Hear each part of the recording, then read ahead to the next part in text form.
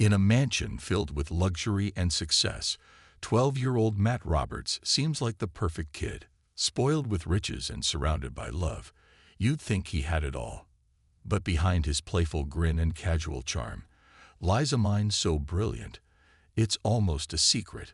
What happens when the world underestimates you, and the one person who should believe in you tries to break you down? Curious to see how Matt's story unfolds? Don't miss the twists, the challenges, and the triumphs. Hit that like button, subscribe, and share this journey with your friends. You won't want to miss what happens next. The city of Atlanta bustled with life, its streets alive with the sound of car horns, chatter, and the distant hum of airplanes. The skyline shimmered in the distance, reflecting the success and ambition that had come to define this modern metropolis. But tucked away on a quiet street, behind a tall wrought iron gate, stood the sprawling mansion of the Roberts family. Inside, the house was everything one could imagine when you think of wealth.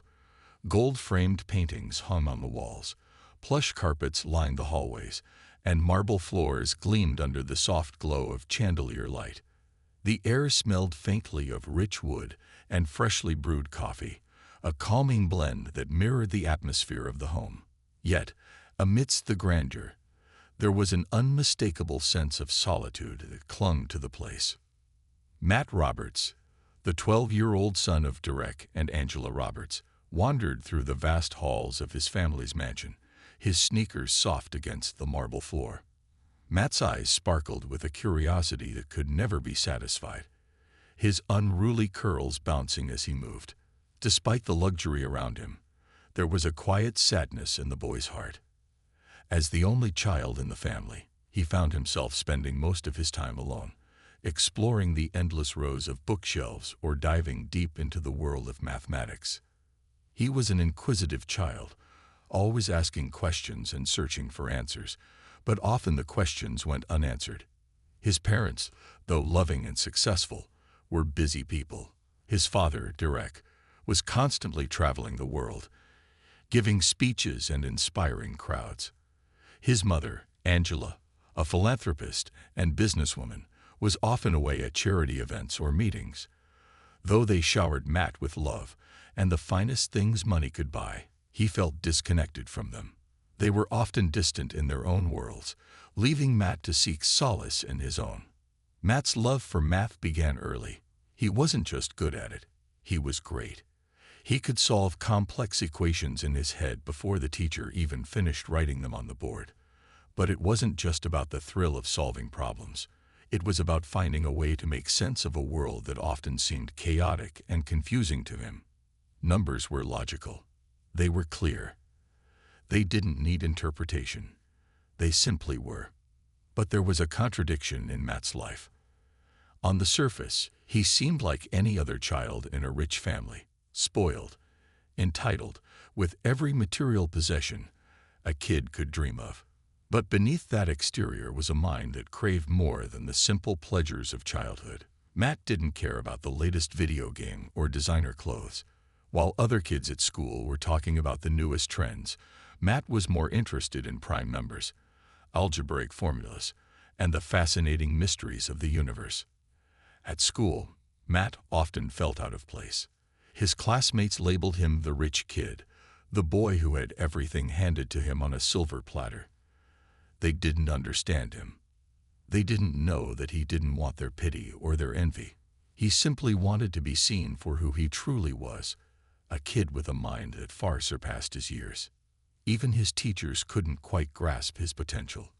They saw a playful boy who was often too distracted with his jokes and lighthearted attitude to be taken seriously.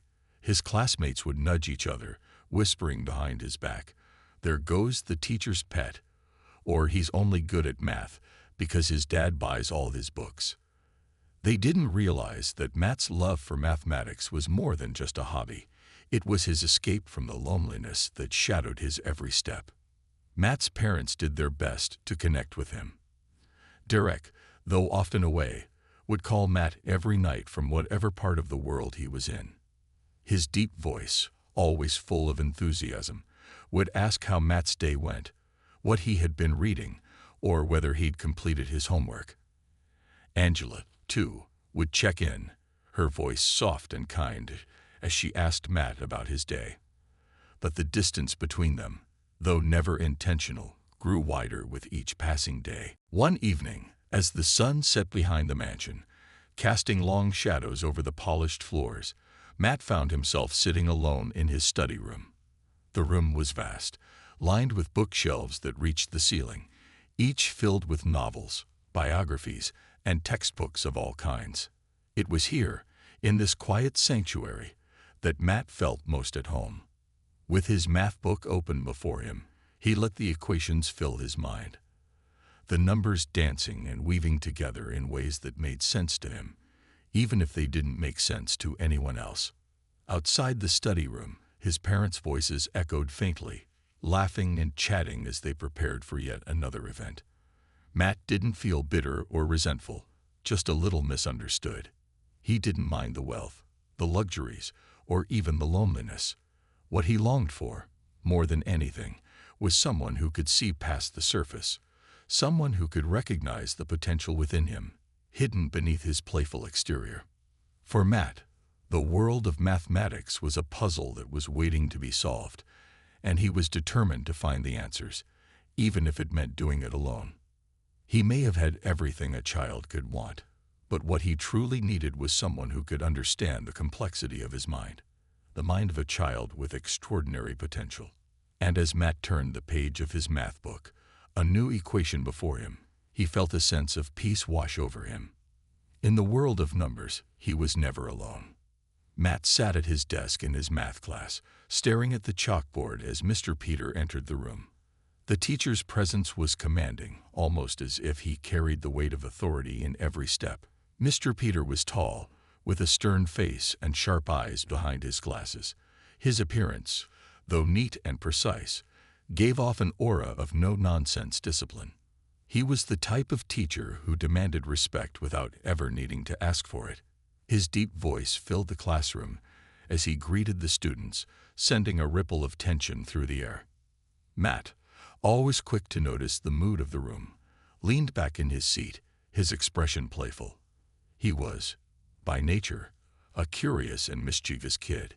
He didn't like to take things too seriously, even when it came to something as important to him as math. His classmates, knowing that Matt was gifted in the subject, often leaned on him for help, but Matt didn't mind. He liked solving problems, especially when he could make the experience more fun. However, Mr. Peter wasn't one to appreciate his lighthearted approach.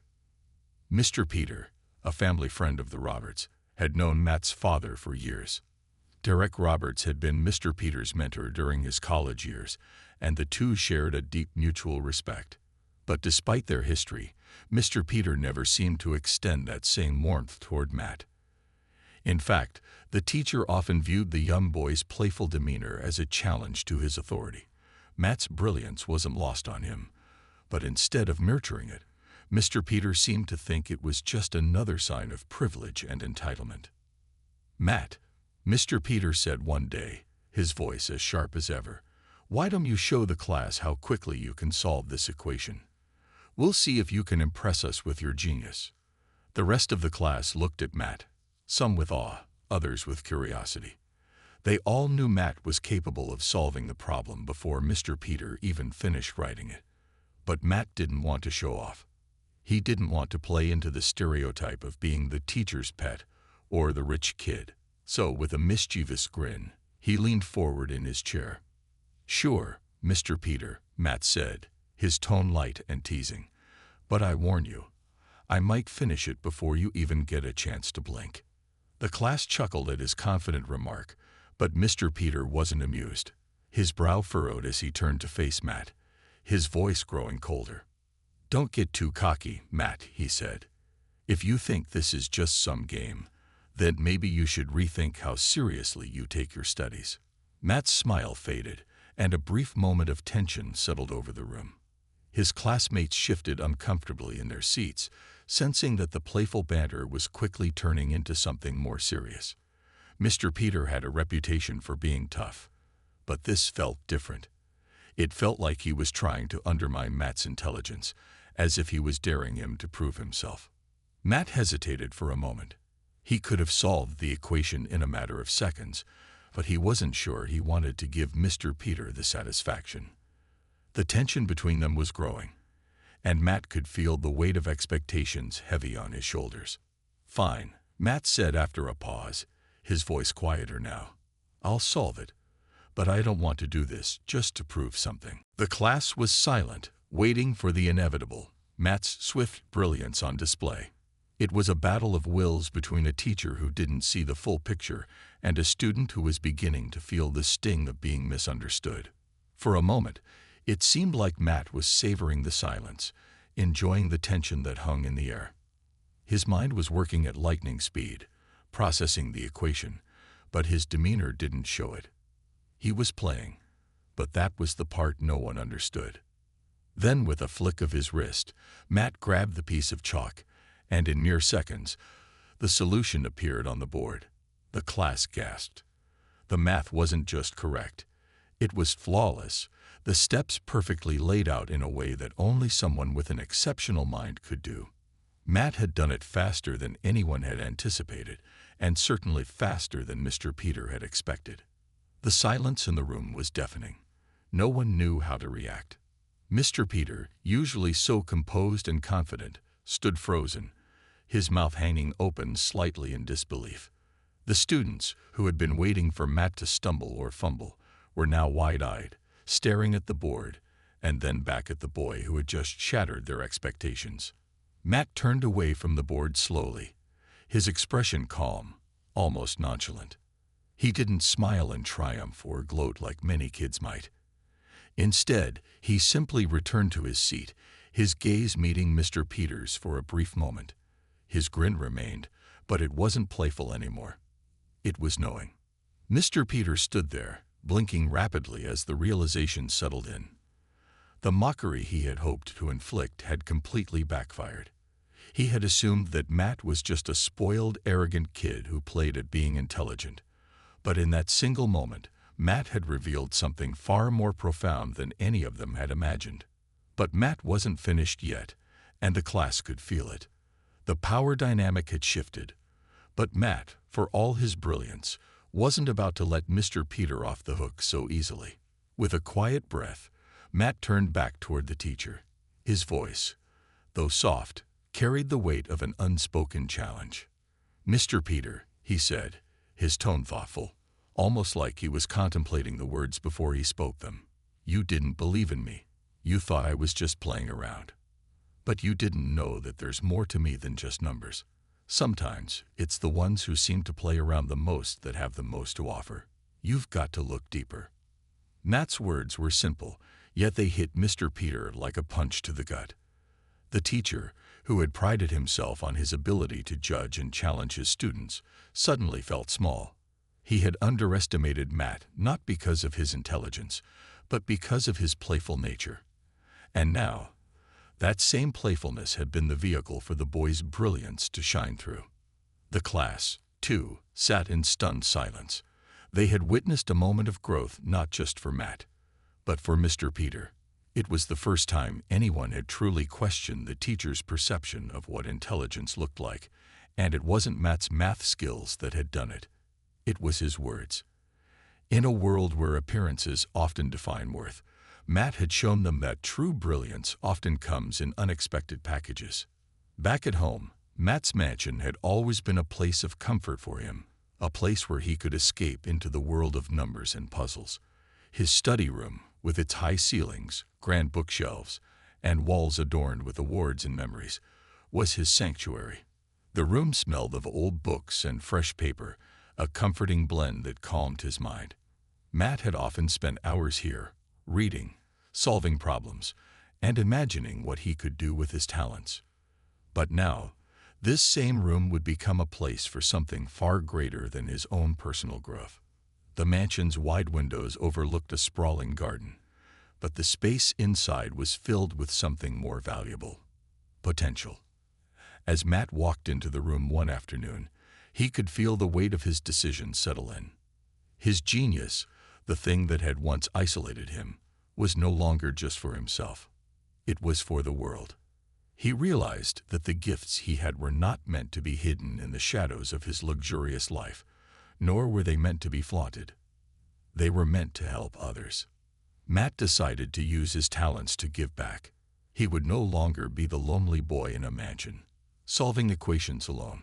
He would start an after-school tutoring program, something that could give his classmates a chance to experience the same joy he found in learning, to feel the same sense of accomplishment that came with solving a tough problem.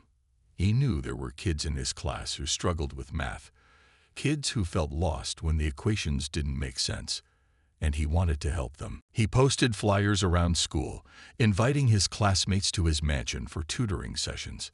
He didn't want it to be formal or rigid, just a space where they could learn without pressure. It didn't take long before his first group of students showed up. They were nervous at first, but soon they found themselves absorbed in the lessons, which Matt made feel more like a game than a chore. There was no judgment, no ridicule. It was just Matt, patiently explaining complex equations with the same gentle humor that had once gotten him into trouble with Mr. Peter. As the tutoring sessions continued, Matt began to see a change, not just in his classmates, but in himself. He found purpose in teaching others, in showing them that they, too, could be brilliant. What started as an effort to help kids who struggled with math quickly blossomed into something more, a bond between Matt and his classmates that went beyond just equations. The mansion's study room, once a place where Matt sought solace, had now become a hub of collaboration and understanding. But Matt wasn't the only one changing. His relationship with Mr. Peter was evolving too. The teacher, who had once mocked him for his playful attitude, had begun to notice the shift in Matt's behavior. He had heard whispers around school about the tutoring program, about how Matt was now helping students who once thought they could never catch up in math. Mr. Peter, curious and a little humbled by the boy's transformation, decided to attend one of the sessions himself. On the day of the tutoring session, Matt welcomed his classmates into the study room as usual. His peers, now comfortable with the process, were busy working through problems, laughing and helping one another. Matt moved between them, offering explanations when needed, always patient, always kind. He wasn't the star of the show. He was the guide, the one who made learning feel less like a battle and more like a shared adventure.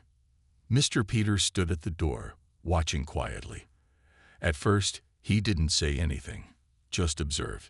He saw Matt sitting at the front of the room, explaining a complicated algebraic concept to a student who had been struggling. The way Matt spoke was calm and easy, like he was telling a story instead of explaining a math problem. The students, once anxious, now appeared focused and even excited to learn. There was a spark in their eyes that Mr. Peter had never seen in them before. As the session went on, Mr. Peter's mind raced. He had thought he understood what intelligence was, what it looked like, how it manifested. He had assumed it was all about proving yourself, about showing off what you knew in front of others. But watching Matt, he saw a different kind of brilliance. It wasn't about showing off. It wasn't about the accolades or the praise. It was about helping others grow, about using your strengths to lift up those around you. Matt wasn't just the smartest kid in the room. He was the most generous with his gifts. Mr. Peter could feel the weight of that lesson in his chest, and for the first time, he felt a deep sense of admiration for the boy who had once been a challenge to his authority. As the tutoring session came to a close, Matt noticed Mr. Peter standing at the door. He smiled warmly, as if nothing had ever changed. "Hey, Mr. Peter," he said, "glad you could make it. I hope you saw something you didn't expect." Mr. Peter, taken aback by the boy's maturity and humility, nodded slowly. His eyes were filled with something new. Respect, perhaps, or maybe even a bit of awe. "I did," he said quietly. "I've been looking at things all wrong. I thought intelligence was about showing off. But what I'm seeing here, it's about something far more important. It's about helping others, about sharing what you know, not just proving what you can do." Matt gave a small, knowing smile. "It's funny, isn't it? Sometimes the most brilliant minds don't need to prove anything. They just need to be the ones to open the door for others. Mr. Peter nodded again, a flicker of understanding in his eyes. For the first time, he saw Matt not just as a student, but as someone who had unlocked a new kind of intelligence, one that couldn't be measured in equations or tests, but in the way a person chose to use their talents. And in that moment, Mr. Peter understood that Matt's true genius wasn't just in his mind. It was in his heart. As the months passed, Matt's tutoring program flourished. His parents, Derek and Angela Roberts, watched from the sidelines with pride. They had always supported Matt's intellectual curiosity, but seeing him use his talents to help others felt like a new chapter in his life, a chapter that was more about who he was becoming, rather than just the gifted child they had raised. The mansion, once filled with quiet solitude, now hummed with activity. Matt's study room, which had once been his personal sanctuary, was now a place where a group of students, some struggling and some thriving, gathered every week. The room that had once felt like a place of isolation became a hub of collaboration. As he worked with his classmates, Matt began to form bonds that he had never experienced before. These weren't just academic partnerships. They were friendships built on mutual respect and a shared goal of learning. Though Matt had always been the only child, he found that the students who came to his tutoring sessions were like the siblings he had never had. There was Jason, the quiet boy who struggled with fractions, but had a natural talent for problem-solving when given the right guidance. There was Lisa, the talkative girl who didn't believe in herself, but under Matt's patient guidance, learned to see her own potential. And then there was Nathan, who had always been the class clown, making jokes and avoiding homework, but who secretly loved math and flourished under Matt's mentorship. One evening, as Matt stood at the front of the room explaining a new concept, Jason raised his hand, his face full of gratitude. "Matt," he said, "I used to think I wasn't good at anything. But now I know I can get it. You really believe in us." Matt's heart swelled. He realized then that he wasn't just teaching them math. He was teaching them that they were capable of greatness, even when they didn't believe it themselves. The relationships formed in the study room were deeper than just academics. Matt's parents noticed the change in him too. Derek, who had spent so much of his time traveling for business, began to stay home more often, watching as his son became a leader among his peers. Angela, ever the philanthropist, was deeply moved by how Matt had taken the initiative to use his gifts for the greater good. "Matt," she said one morning as they sat at the dining room, "I'm so proud of you. You've always been a bright boy, but now you're showing the world what true leadership is. You've created something far more important than just an after-school program. You've built a community." Matt smiled softly, though he was always a little shy when it came to praise. "I just wanted to make a difference," he said quietly, looking down at his plate. "It wasn't about showing off my IQ. It was about helping people see they could do it too." If you love this episode, don't forget to hit that like button, subscribe, and share it with your friends. Let's keep this story going. Join the family and stay tuned for more. Bye for now.